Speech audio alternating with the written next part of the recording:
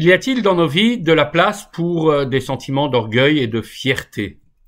Nous lisons cette semaine dans Pirkei Avot l'enseignement de Rabbi Levitas de Yavne qui disait « Sois très humble, me'od me'od eve shval ruach ».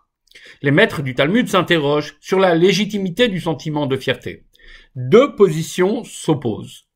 Les premiers estiment que l'homme doit s'éloigner de tout sentiment d'orgueil jusqu'à l'extrême. Les autres recommandent que l'homme exprime un minimum, un 64e de sentiment de fierté. Maïmonide est pour sa part catégorique au sujet de l'orgueil.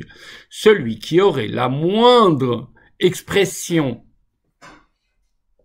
de sentiment hautain, nous dit-il, mérite le bannissement. Aussi, certains commentaires en déduisent qu'il n'accepte pas le deuxième avis du Talmud.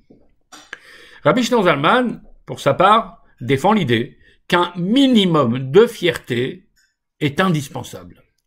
Si un homme manque de ce type de sentiment, il ne trouvera jamais la force pour surmonter les épreuves qu'il rencontre. Cependant, nous pouvons affirmer que ces deux positions, celle de Maïmonide et celle de Rabbi Shneur Zalman, ne sont pas contradictoires.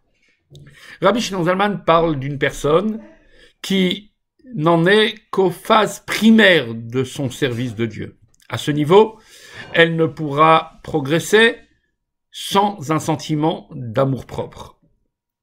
La personne n'est pas assez mature à ce moment-là pour comprendre que c'est la Torah qui pourra lui fournir la force de surmonter les épreuves.